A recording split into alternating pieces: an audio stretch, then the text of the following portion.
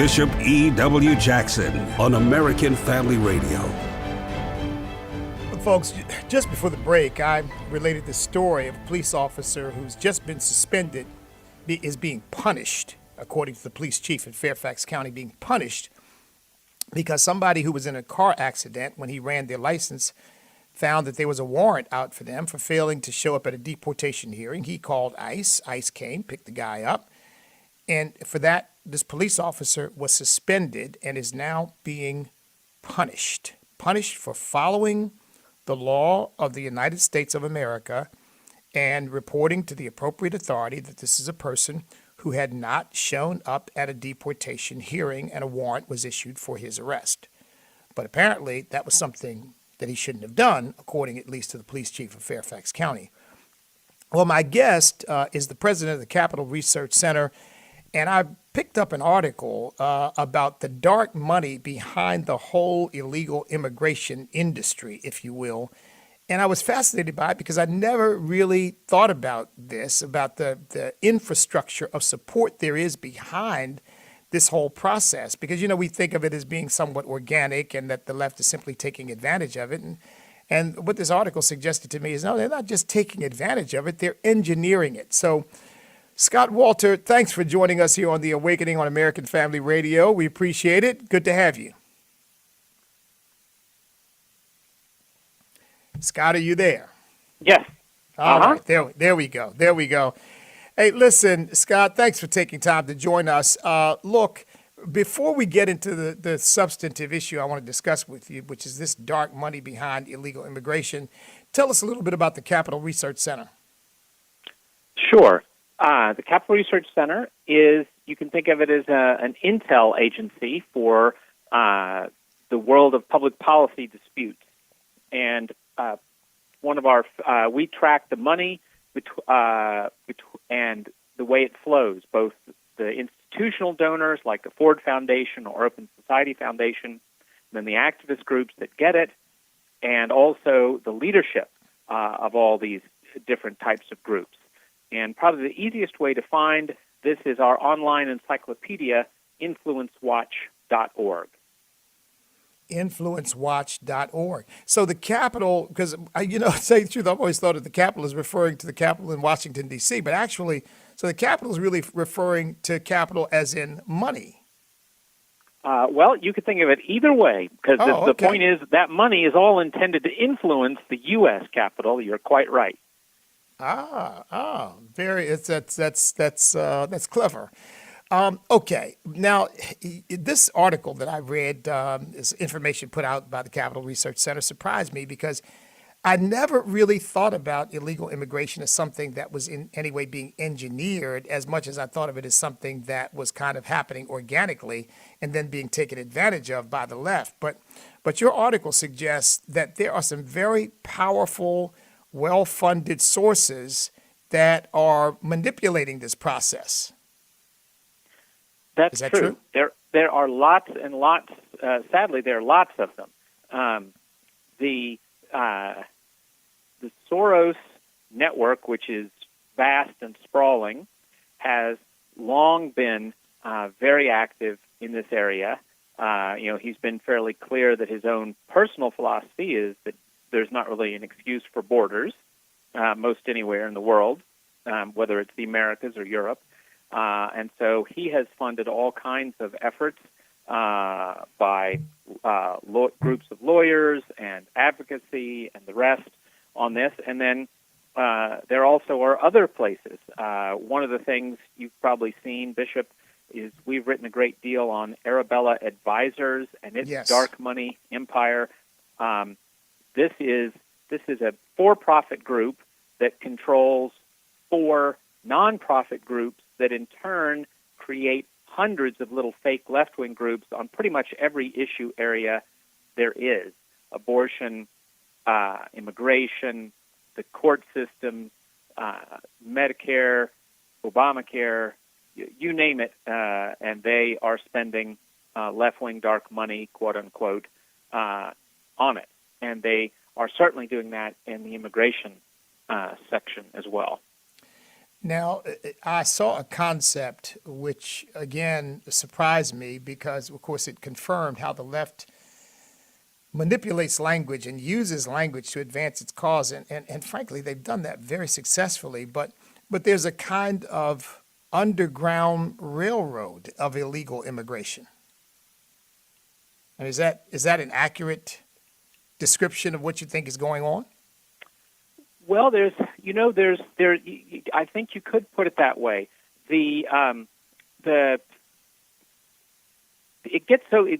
trying to think of the simplest way to put this because this is the thing about the left and other very dubious enterprises, right? They have organization after organization, and they make it hard for people to actually track these sorts of things. It becomes like a 3-card Monte game where it's hard to guess, where's the peanut hiding under all the different shells. But one way to put it, I guess, would be that on the front lines, actually going to places like Guatemala and assisting in the movements of people out of Latin America up to the border, you have religious groups, typically very tiny and marginal religious groups, but that those are often the ones that are on the front lines, and then they connect back to some of the activist groups, and then the activist groups connect back to major funders like Soros's Open Society Foundation. Why are they doing this? I mean, you could spend this money on helping people in these countries. You could help better educate their populations. You could, there's any number of humanitarian type things that you could do. Why do something that seems to be directed at destabilizing the United States of America and certainly completely overrunning its borders? So, why that? Well, of course, that's a great question, except that it presumes that the deep motivation of these groups is actually helping individual human beings. And in fact, I don't think that very often is the motivation. The motivation, these are hyper politicized people, and they're also people who think that when Genesis has it wrong, right? That God made the world and it's good. No, the world is a deeply evil, terrible, disordered place, and therefore, in this way of thinking, and therefore you have to change systems and institutions and big, vast things. And of course, the best way to do that, I guess, would be for me to seize power. And then once I have power, then I can make these massive changes that will somehow fix all the God's poor handiwork there and make it better. And actually helping individual human beings on a personal level, the way most people think of religions and charity, no, that's not really in the thinking very much at all. So basically, bringing all these people into the United States of America is a power play, because the assumption is that ultimately these people will support the people and policies who are going to advance a kind of collectivist view of this country rather than the free market, free enterprise, individual responsibility, individual liberty ideas that undergird our Constitution. Absolutely, and and they're useful in multiple ways, right? If you're lucky, you'll be able to get them inside and register them and have them vote, whether or not it's entirely legal or not. But failing, even if you can't manage that, well, you can at least have chaos, and maybe some desperate border guard will shoot somebody, and then you got a great photo op for that. And so it's causing chaos, disrupting the whole system, letting people think that America is this monstrous ogre that's just out to hurt the little people of the world. They view all those as wins. Now, what about these human traffickers and the drug dealers and the cartels and all of these very nefarious characters who embed themselves in this process and use it for their own ends? Do these folks who are helping to fund this, there's this vast network that they're creating of supports, do they see themselves as helping really bad people do some really bad things, or do they simply not care about that as long as they get what they want? They don't care. In other words, they don't care the vehicle by which it happens as long as it happens. I think it's the latter. That it's what do I care about details? I'm about seizing power for myself and my allies. I mean, I'll tell you, folks who go, we study the left. That's our mission. We investigate the left deeply and expose it widely. And when you actually go to left-wing meetings that are, let's pick something, even a separate issue, environment. If you went to a bunch of environmentalists, they wouldn't be sitting there trying to parse out the precise amount of carbon dioxide in the atmosphere according to different studies. No. They'd be talking about what's going to happen in November in the election. And they wouldn't mean talk about this environment stuff. Who cares about that? It's the elections that matter. And I think it's, you see that duplicated in issue area after issue area with the left. It's get that political power, and, we've got the solutions to all that. Don't worry about it. Isn't that what, the poor little girl Greta is the environmentalist's current poster child, right? I mean, she said, we know all the facts and we have all the solutions. We don't, what's the study? Who cares? Back to the Awakening with Bishop E.W. Jackson on American Family Radio.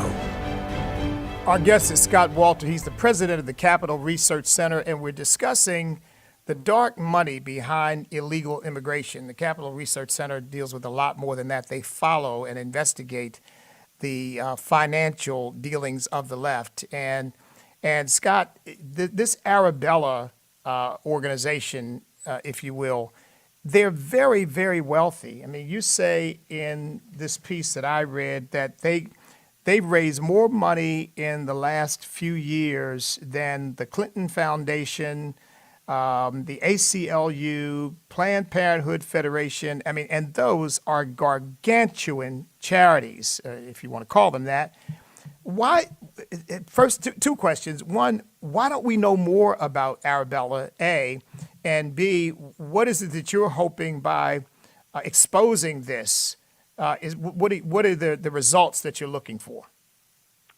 Well, the first question's easy. We don't know much about any of this because somehow those wonderful people at the Washington Post and the New York Times and CBS, they just never shown much interest in any of this. In fact, one of the studies we're hoping to do is to study media use of the term dark money. Typically, it's used, of course, for conservatives doing something that the left doesn't like, and then it becomes dark money. And there's no reason to believe that there's not a lot more dark money on the left, however. So that's what we're trying to. You said what we're trying to accomplish. One thing we're trying to do is to document the massive amounts of money. The Arabella advisors groups, numbering in the hundreds, they're good for almost $600 million a year at this point, which is just stunning. Now, one of the particular things we want to do is, again, leveling the playing field for the left and right is what we hope to do in our work. So my favorite example to use, although there's countless different issues they're active in, is the Trump judicial nominees. I'm sure your audience cares a lot about getting judges that won't just make up stuff on the bench, and the president's done a pretty good job at that so far. And his outside groups helping him have come under fire as dark money. And so the Washington Post had thousands of words in an article a couple of months ago about all this. And the article never even hinted that anything on the other side existed. Apparently, when the Kavanaugh fight, there was only one side in the Kavanaugh fight. They didn't bother to talk about anything else, or even, as I say, hint that it existed. Well, if you go to Influence Watch and you look up something called Demand Justice, you'll see that quite a lot exists on the other side. That's a George Soros-funded and started group that is the leading group attacking Kavanaugh and every other judicial nominee of the president. And it is not a real group at all. It's just a website and a letterhead operated as part of this $500 million a year Arabella Advisors dark money network. Now that's one of the groups you would refer to as a pop-up group? Yes. And the reason I say that is because when they were attacking the groups that are allied with the president, the Washington Post article had all kinds of facts and figures. It had who's on the board of directors and how much money did they get in salary and what did they spend that money on and what vendors did they use. Well, you can't find anything like that for Demand Justice because guess what? It doesn't have a board of directors. It's not a legally separate entity. It doesn't file any of those disclosure forms. It doesn't reveal any of those facts about itself. Well, how in the world do these groups exist? I mean, they're part of something. They come out of somewhere. They just that's why you call them pop-up groups. They just pop up, and there's no legal documentation of their existence. That's right. The way it works is I gave you the pyramid from the top down before about the for-profit and nonprofits and then the little pop-up groups.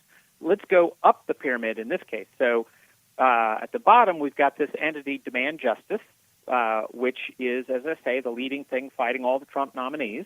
And it is a pop-up group created by a 501c4 nonprofit called the 1630 Fund. And the 1630 Fund, in turn, is managed by the for-profit company Arabella Advisors LLC. So, but the thing is, the 1630 Fund does have to file a tax form, but it has over 40 different pop-up groups that it operates. So there's no way to tell what's going on with any particular one of those little pop-up groups. They don't have separate existences of their own. Wow.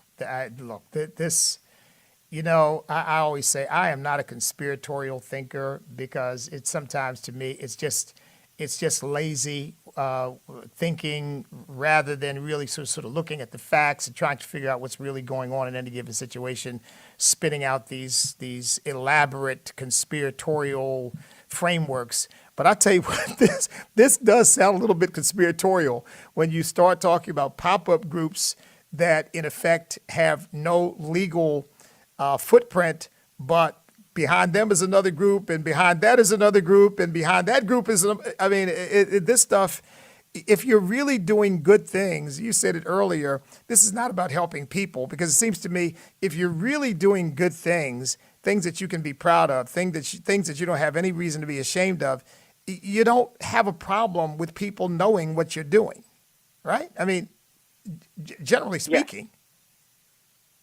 Yep. No, I mean, you should immediately become suspicious when you see this kind of pattern because, I mean, corrupt unions work this way, right? A corrupt union is never going to have one pension fund. It's going to have 12. And, mob outfits, it's entity upon entity upon entity so that you just sort of give up trying to make sense of it. Look, we're going to run out of time shortly. So before that happens, if people want to get the Capital Research information, they want to follow you and what you're doing and the information that you are making available, how do they do that? The best thing to do is go to influencewatch.org to get the information online. That's our online encyclopedia. Or you can go to capitalresearch.org and sign up for our weekly email, which will give you our latest studies week by week. Well, listen, what you're doing is extremely important, and you guys are putting out a wealth of information. And frankly, I'm convinced that one of the reasons why the conservatives in this country are often so much on the defensive is that we just simply don't have enough information to make us aware and in some cases alarmed by what is going on around us. And this is just another instance of that. This whole illegal immigration, you've caused me to start thinking of it as more of as an industry than just an occurrence. But this whole thing is propped up by a bunch of people who have an agenda. And man, something's got to be done. And the first thing is to inform ourselves of what's actually going on so that we can then figure out how we do something about it. So thanks for the work that you're doing, Scott. It's valuable. It's important. Well, thanks so much, Bishop. Your work is terrific, too. Well, thank you so much, sir. God bless you. I'm sure I'll be seeing you sometime soon. I sure hope so. God bless you too. All right.